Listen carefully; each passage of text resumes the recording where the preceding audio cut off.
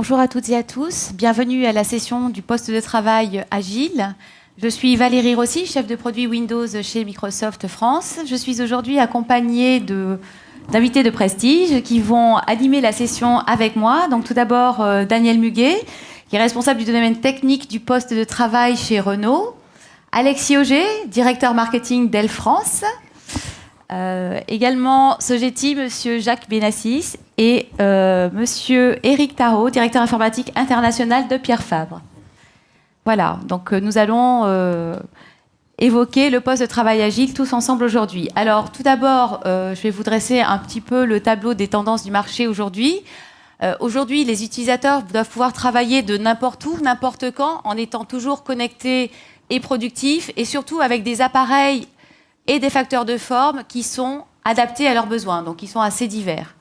Alors toutes ces expériences dynamiques et connectées sont une formidable opportunité pour les entreprises aujourd'hui, mais également engendrent un grand nombre de contraintes en termes d'administration, de sécurité et de déploiement. Donc la réponse de Microsoft est la suivante, c'est de proposer aux utilisateurs des expériences et des appareils qu'ils aiment et qui correspondent à leurs besoins, tout en proposant des solutions professionnelles dont les entreprises ont besoin et qui répondent à leurs besoins métiers. Et aujourd'hui, eh bien, ce sont nos invités qui vont vous parler de leurs diverses expériences. Et nous allons commencer avec monsieur Muguet, qui est, comme je le disais, responsable du domaine technique du poste de travail chez Renault. Pouvez-vous nous décrire un peu comment vous avez relevé le défi de déployer plus de 110 000 postes de travail, si je me souviens bien, dont 70 000 en moins d'un an et dans 60 pays? À vous. Oui, alors bonjour à toutes et à tous. C'est effectivement une question que l'on se pose régulièrement et que je pense se posent tous les responsables informatiques. C'est comment déployer au plus vite et au moindre coût des nouvelles solutions qui permettent de donner accès au système d'information pour les métiers. Mais ce n'est pas seulement une question d'organisation de projet, c'est aussi la question de comment je vais le gérer en vie série et comment je vais trouver les bonnes solutions et les beaux processus à mettre en place pour gérer de manière agile toutes ces évolutions et éviter de lancer des énormes projets qui sont lourds et complexes à mettre en œuvre à des fréquences élevées tous les 2, 3 ou 4 ans. Slide suivant.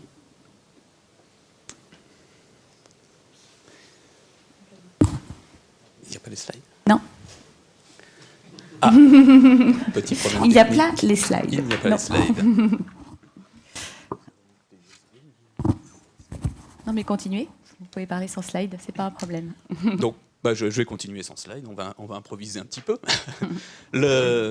Donc, la réponse du projet que l'on vous propose de commenter là, en quelques mots, en 10 minutes, concerne ce qui a été fait chez Renault-Nissan. Donc, l'idée a été de fournir un environnement de travail et non pas de faire un projet de déploiement de poste, de déploiement de hardware, mais plutôt de fournir un environnement de travail as a service, si je pouvais reprendre une expression en vogue.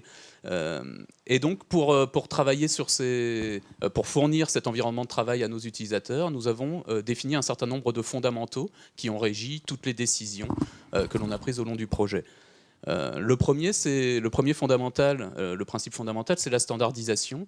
Alors Renault-Nissan, c'est un peu plus de 170 000 postes dans 60 pays, 35 langues, etc. Les métiers de l'ingénierie, des métiers de fabrication, des métiers de commerce, évidemment les métiers tertiaires. Sans un minimum de standardisation, sans définir un socle commun, on s'est bien rendu compte que c'était impossible de fournir le niveau de service attendu de manière consistante à tous les utilisateurs. Définir un standard, c'était aussi, bien sûr, vu les volumes, l'opportunité de définir, d'avoir des économies d'échelle, à la fois sur les coûts d'ingénierie et sur les coûts de déploiement. Le deuxième fondamental concerne le verrouillage. Non pas de brider l'utilisateur, parce que c'était pas du tout notre intérêt, mais plutôt de fournir l'environnement qui lui permette de s'exprimer au mieux, d'utiliser le plus efficacement possible ces systèmes d'infos. Et donc pour cela, on a bien sûr sécurisé son environnement par du chiffrement, de la sauvegarde de ses données, etc. Mais on a voulu ne le solliciter que pour les opérations qui concernent son métier, et pas du tout pour les opérations IT.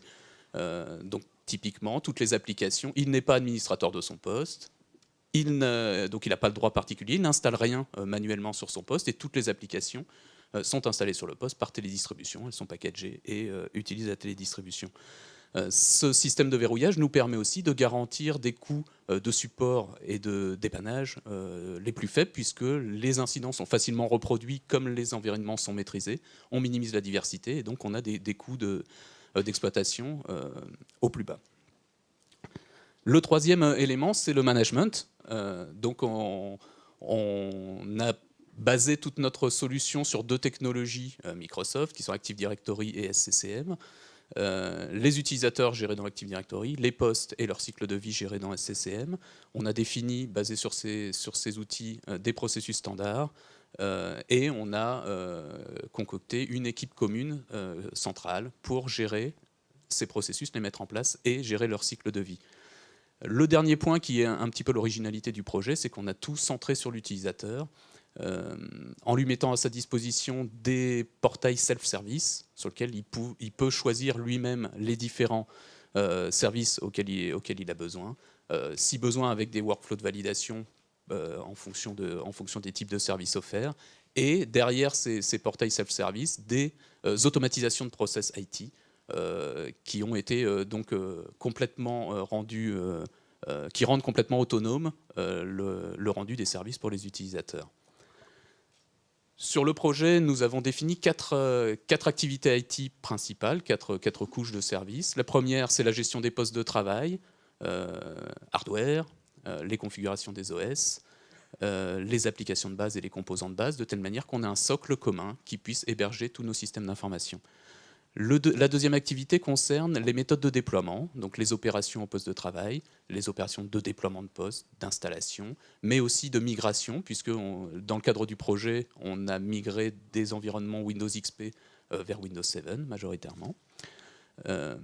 C'est aussi la gestion d'une activité qui concerne l'infrastructure. Comme vous l'avez entendu au début, on a pas mal de sites et donc on a besoin de déployer nos infrastructures serveurs, les solutions sur les différents sites.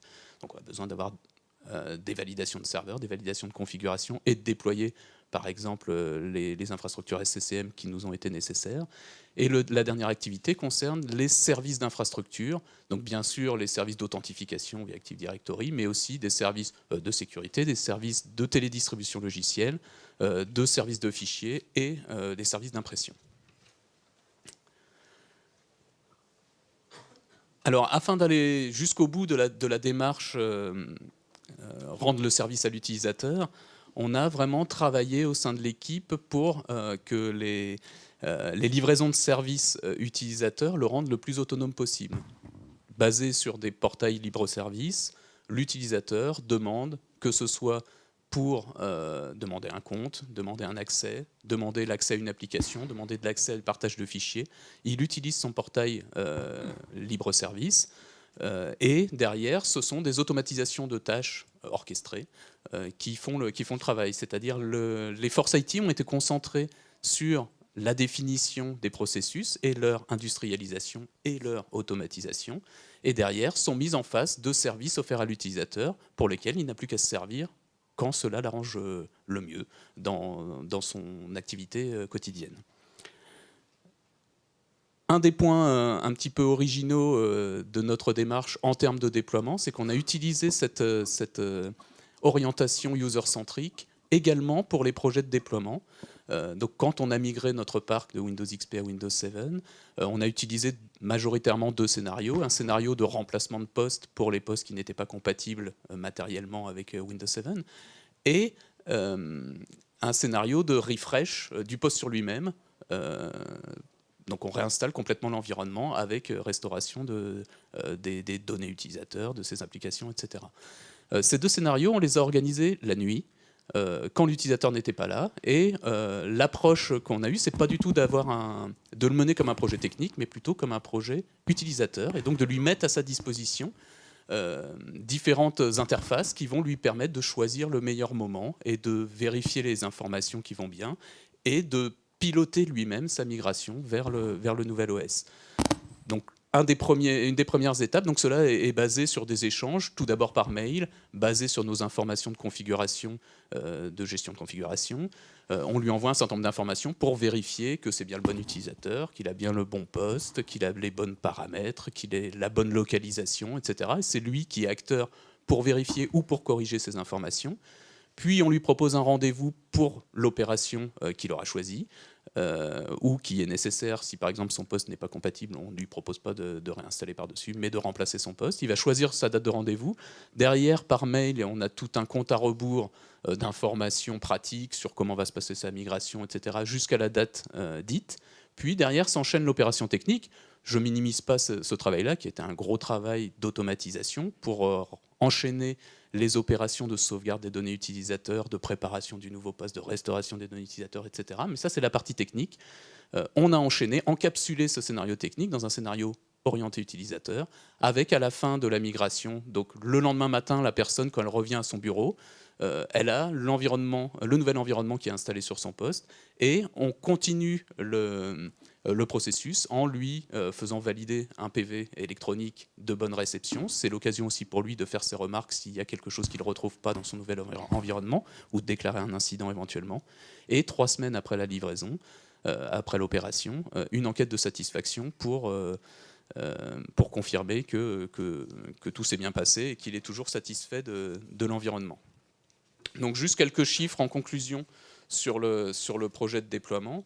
Globalement, donc, nous avons déployé à peu près 90 000 postes en un an. Les chiffres majeurs, je vais juste vous citer quelques chiffres. Globalement, en 2013, on a déployé 40 millions de packages. Moitié-moitié entre les pages de sécurité, globalement 20 millions de pages de sécurité et 20 millions d'applications sur un peu plus de 200 000 postes. Globalement, les économies liées au projet par rapport à une méthode traditionnelle, ils se comptent en 2 chiffres en millions de dollars.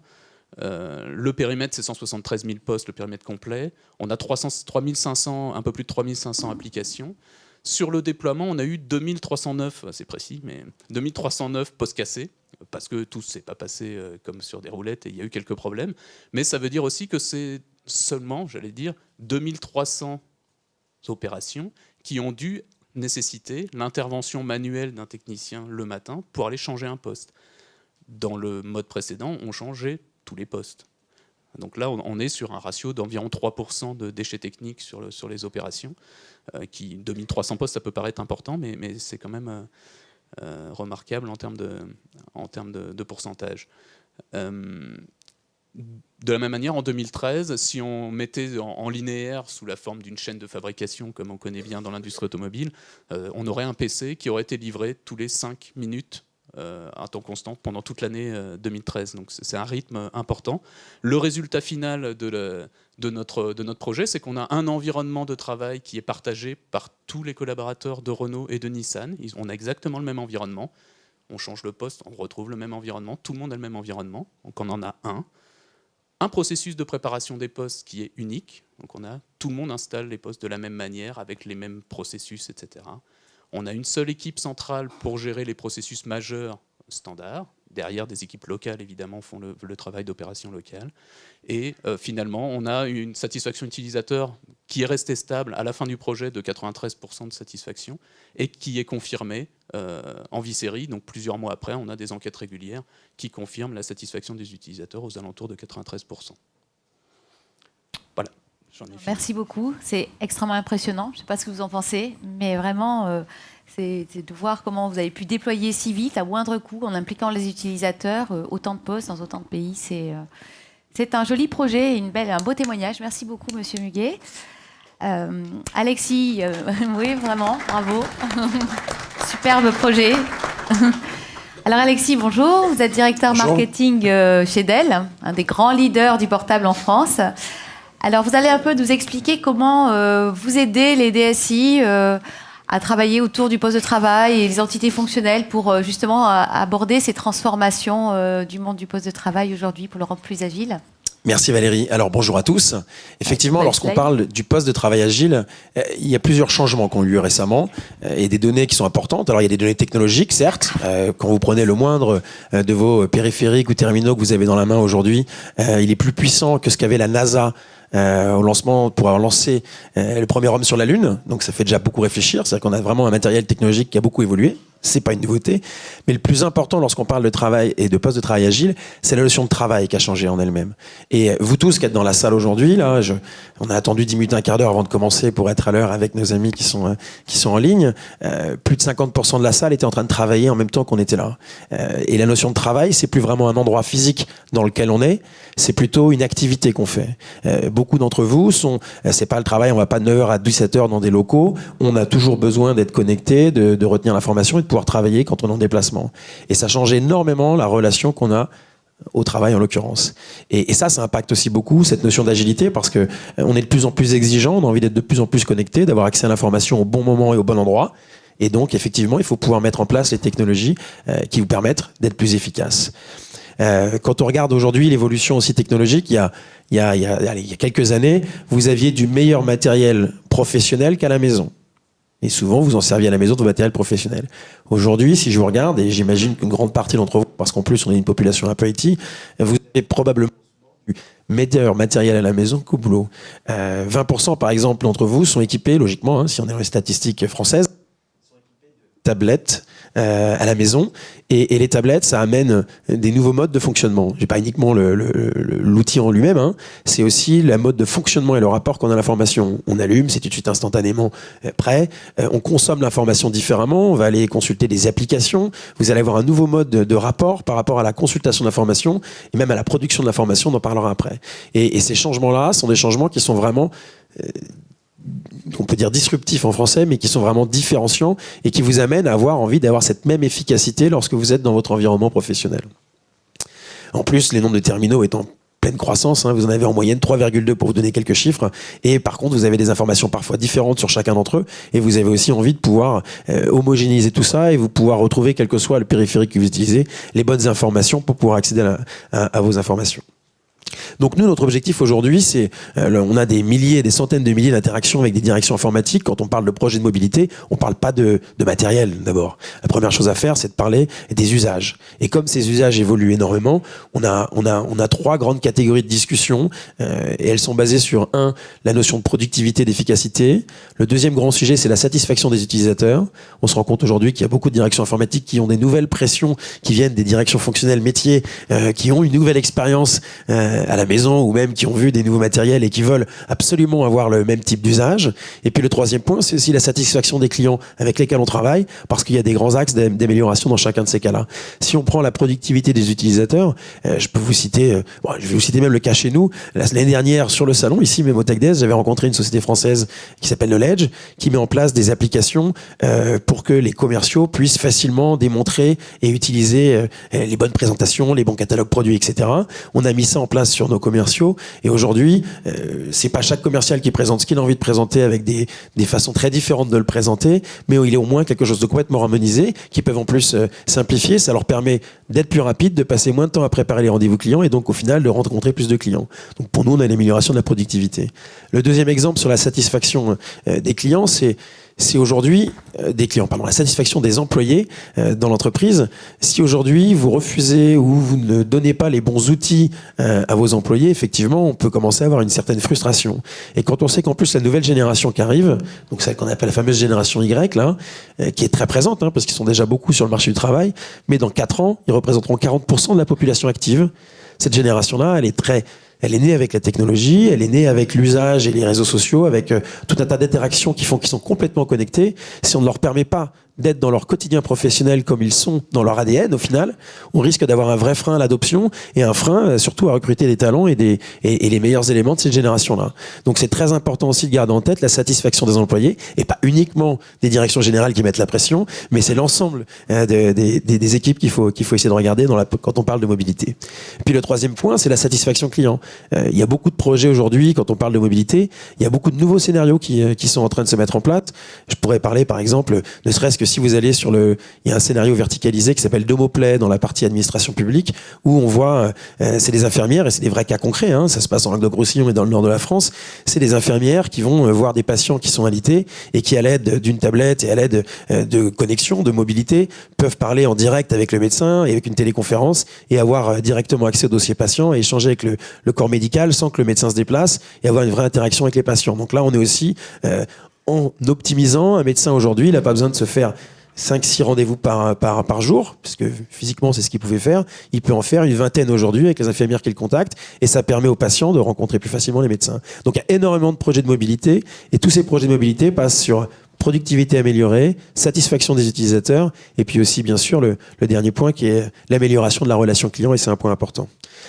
Alors, très rapidement, pour parler des conseils qu'on donne aux directions informatiques, les conseils ils sont dans un ordre assez simple en général. La première chose à faire, c'est de bien mesurer et comprendre quels sont les différents types de profils d'utilisateurs qu'on a en entreprise. Quelqu'un qui consomme l'information et qui prend des décisions n'a pas les mêmes besoins que quelqu'un qui va produire de l'information. Donc il faut vraiment essayer de cataloguer quels sont les différents profils d'utilisateurs, quels sont ceux qui sont nomades, ceux qui ne le sont pas, et essayer en fonction de ça de définir quels sont les meilleurs postes de travail et quelles sont les meilleures applications à mettre en œuvre. Donc la première chose, c'est de faire cet audit des populations, et on a sur les centaines de milliers d'interactions qu'on a avec nos clients aujourd'hui, c'est la première démarche, c'est le conseil de « Ok, étudions voir quels sont les différents profils ». Ensuite, une fois qu'on a fait ça, c'est de se dire quels usages, quels sont leurs besoins, quelles sont les applications qu'ils utilisent. Parce qu'en fonction des applications, puisque c'est de ça qu'on parle, on va pouvoir mettre des différents matériels ou alors des différentes connexions, on va sécuriser différemment l'environnement et on va essayer de trouver la meilleure solution qui correspond à chaque profil. Donc les applications, eh bien là c'est un cœur de cible qui est très important. Il y a beaucoup de nouveaux scénarios qui arrivent. Puis le troisième point après, une fois qu'on a fait les applications, qu'on a parlé de sécurité, c'est de s'intéresser aussi au type de matériel qui existe. Je vous disais tout à l'heure la puissance des matériels, mais tout le monde n'a pas forcément besoin d'une tablette. Hein. Il y a beaucoup de gens qui ont encore besoin plutôt d'une workstation parce qu'ils vont créer de la CAO, DAO. Tout le monde n'a pas besoin de 3 ou 4 périphériques, même si on en serait ravi que tout le monde en utilise 3 ou 4. Aujourd'hui, il faut essayer de bien rationaliser pour pouvoir rentrer dans les investissements de la direction informatique et évidemment de la direction générale. Parce qu'il n'y a pas de projet IT, hein, vous ne me contredirez peut-être pas, mais il n'y a pas de projet IT avec des projets business que l'IT va bien sûr mettre en œuvre pour supporter. Donc, et ces 3 étapes, elles sont essentielles. Et il y en a une 4e aujourd'hui sur une direction informatique, c'est l'essor de nouveaux business models. Alors le cloud, c'en est un, mais quand on parle de mobilité, on entend beaucoup parler de Bring Your Own Device ou de Choose Your Own Device ou de ce qu'on appelle nous le Bring Your Own Dell. C'est cette capacité à choisir le bon matériel qui correspond à vos besoins. Et surtout de dire dans quel modèle économique je vais le mettre en œuvre. Est-ce que, parce qu'aujourd'hui vous avez tous des smartphones ou d'autres matériels dont vous vous servez parfois professionnellement et parfois personnellement. Quelle est la frontière à mettre en œuvre? Quelle est la sécurité des données que je dois pouvoir mettre en œuvre entre le personnel et le professionnel? Et donc après, on peut avoir des modèles très différents. On a beaucoup de discussions aujourd'hui avec les entreprises qui réfléchissent à soit équiper avec un matériel qu'ils ont choisi et à faire un choix économique que c'est l'utilisateur qui va en supporter le coût, ou c'est l'entreprise qui va en supporter le coût, ou alors on va proposer différents modèles. Il y a énormément de modèles économiques, et ça c'est quelque part aussi une nouvelle donnée pour les directions informatiques, de choisir au niveau entreprise comment mettre ça en œuvre. Donc bien définir les profils, bien choisir les applications, les usages pour choisir le bon matériel qui va avec, bien sûr s'assurer qu'on a une ensemble cohérente avec la sécurité et mettre les applications qui vont bien, et puis regarder les différents business models d'investissement pour chacune des entreprises. Merci voilà, Alexis, merci beaucoup. Je pense que c'était assez clair et très cohérent avec la vision que Microsoft a également de ce marché, ça tombe bien, et que nos clients et partenaires ont également. Alors, Monsieur Benassi, vous êtes donc chez Sogeti. Vous, comment est-ce que vous accompagnez vos clients comme Pierre Fabre, représenté par Monsieur Tarot aujourd'hui, pour justement les accompagner dans ces projets de transformation du poste de travail? Pouvez-vous nous expliquer un petit peu tout cela? Merci Valérie. Bonjour à tout le monde. Oui, effectivement, donc l'évolution du poste de travail, le poste de travail agile, ça nécessite, alors on l'a vu sur des projets de migration d'XP par exemple vers Windows 7, mais ça prend aussi des tournures un peu plus élevées, je dirais. C'est des projets de transformation du poste de travail, donc ça ne touche pas seulement l'évolution du poste de travail d'XP par exemple, mais aussi tout l'environnement qui concernent le workplace, donc la messagerie, le messagerie collaborative, communication unifiée, le SharePoint. Donc ça, on en parlera un petit peu plus avec l'expérience de Pierre Fabre. Je laisserai M. Tarot préciser les problématiques techniques. L'accompagnement sur ce type de projet, il est extrêmement important parce qu'effectivement, quand on parle de transformation, on va adresser des chantiers divers et variés, plus ou moins complexes. Et ça nécessite tout d'abord, bien entendu, de les identifier, ça c'est clair. Et ces chantiers vont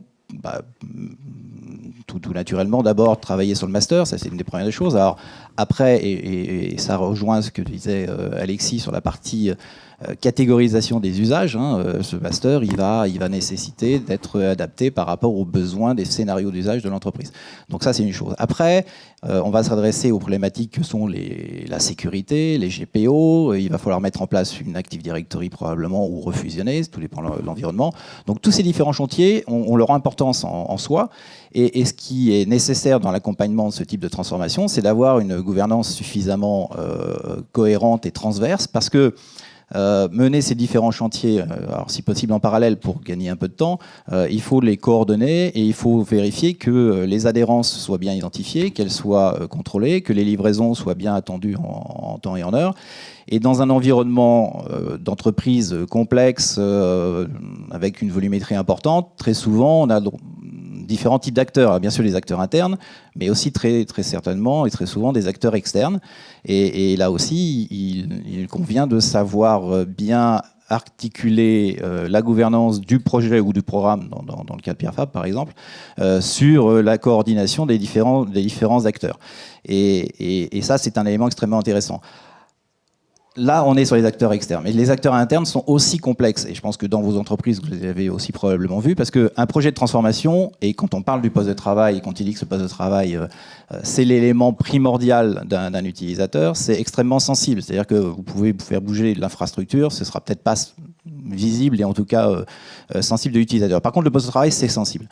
Et ça, outre l'IT, la DSI, ça fait entrer en ligne de compte d'autres activités de l'entreprise, comme la RH, comme la communication, la formation, parce qu'il y a tout un pan important de gestion du changement et d'accompagnement de l'utilisateur.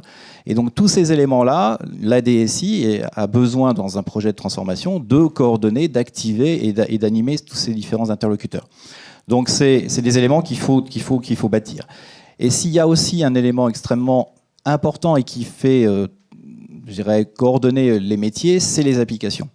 Quand on parle de faire un poste de travail agile, et si on veut faire un poste de travail qui correspond effectivement à la capacité d'être utilisé par soit un desktop, un laptop, une tablette et ainsi de suite, en itinérance et autres, ça nécessite que vos applications soient disponibles pour ces différents environnements, que vos données soient accessibles à partir de tout lieu, à n'importe quand, et ainsi de suite.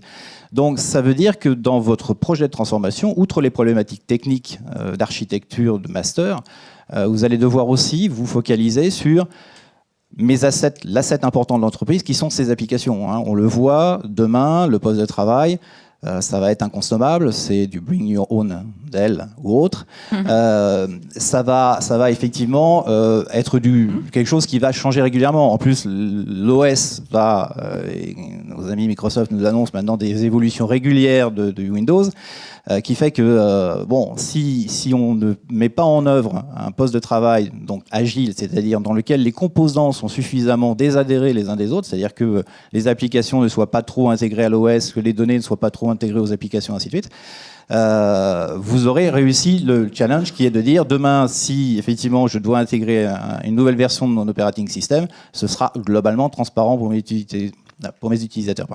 Donc ça veut dire qu'il faut travailler de manière très forte sur les deux assets forts de l'entreprise, qui sont ses propres applications et ses données. Il faut imaginer de faire transiter ces applications et ces données plutôt en mode central aujourd'hui. On en revient à un environnement où le poste de travail était parti chez l'utilisateur et aujourd'hui il se recentralise dans l'IT et la DSI là-dessus a un rôle important, qu'il soit fait dans un data center, un cloud privé, public, hybride, ce qu'on souhaite et ce qu'on est capable de mettre en œuvre. Mais les deux focus importants dans un projet de transformation, ce sont, à mon avis aujourd'hui, et je le vois de plus en plus chez les clients, la rationalisation des applications, leur indépendance vis-à-vis de l'environnement d'exécution. Alors, c'est pas toujours très simple à mettre en place, et une centralisation des données pour être accessible d'un peu partout. Donc, chez Sogeti, on accompagne nos clients pour ce type de prestations. Et là, typiquement, je vais laisser la main à Éric Tarot, qui va lui vous présenter ce qui est mis en place chez Pierre Fabre. Merci Jacques. Bonjour à tout le monde. Oui, donc en effet, chez Pierre Fabre, on a décidé donc de lancer un grand programme de transformation autour du poste de travail et pas uniquement au niveau du poste de travail. Ce n'est pas un projet technique, mais bien un projet de transformation qui s'inscrit dans les 8 plus gros programmes que l'entreprise a positionnés pour cette année. Donc ça veut dire qu'on n'est pas dans un projet technique, et on est réellement dans un projet de transformation. Et qui n'a pas uniquement touché la partie poste de travail, mais également d'autres aspects qui sont des services collaboratifs, mais également l'accessibilité au système d'information et la mise en place d'infrastructures pour accéder en effet à nos informations. Donc, excusez-moi.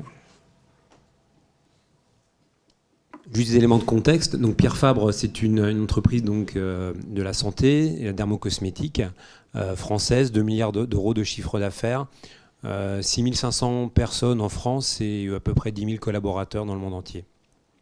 Le constat actuel d'environnement informatique et sur le poste de travail, typiquement on est sur un poste de travail assez ancien et assez vieux, c'est moins qu'on puisse dire, donc plus de 5500 postes sur Windows XP, et même des usages autour des applications qui sont loin d'être modernes. Donc basé sur ce constat-là, très clairement, la direction informatique et la direction générale donc, ont vraiment souhaité positionner une autre chose par rapport à cet environnement et donc lancer donc ce programme qui donc, va couvrir la migration de tous les postes de travail vers Windows 8.1, mais également donc, la mise en œuvre le changement de messagerie de Lotus Notes vers Exchange, et donc l'installation d'Outlook comme client de messagerie, mais aussi pour être aussi capable de mieux partager nos informations, un programme autour de SharePoint et donc de Lync. Donc comme je l'ai dit en introduction et qu'on l'a également, on en a pu le dire tout autour de cette table ronde, c'est que ce qui est essentiel, c'est qu'on répond surtout aux besoins du business et à des problématiques du business et pas uniquement sur des problématiques techniques. Ce programme de transformation, il va s'inscrire aussi derrière sur une transformation de la DSI.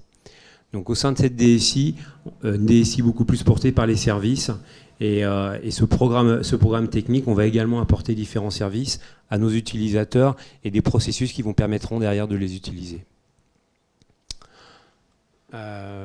En termes un autre aspect également qui est important, et si on refait le lien par rapport aux ambitions de notre entreprise, donc on a un programme qui s'appelle Ambition 2020, donc doublement de notre chiffre d'affaires et principalement par un développement à l'international. Et ce programme va également nous permettre derrière de nous développer à l'international. Donc on parle d'ouverture de filiales, de 4 à 5 filiales par an. Et typiquement, si on n'a pas, nous, la capacité de partager nos informations et d'être agile sur le poste de travail, on aura des grosses difficultés à supporter nos ambitions au niveau du business. Comme on a pu le dire aussi lors de cette session, ce programme-là, ces programmes extrêmement techniques nécessitent également des structurations et un système de gouvernance dans la gestion de ce projet. Et à ce titre-là, c'est pour ça qu'on a demandé, nous, de nous faire aider par des spécialistes et des experts. Donc Sogeti nous intervient sur la partie direction de programme, mais également on s'est fait aider donc, par Microsoft Consulting Services pour toutes les activités d'architecture et de design de l'architecture. Microsoft également nous aide sur la transformation en mode design en run, afin d'être en capacité évidemment de supporter ces nouvelles infrastructures.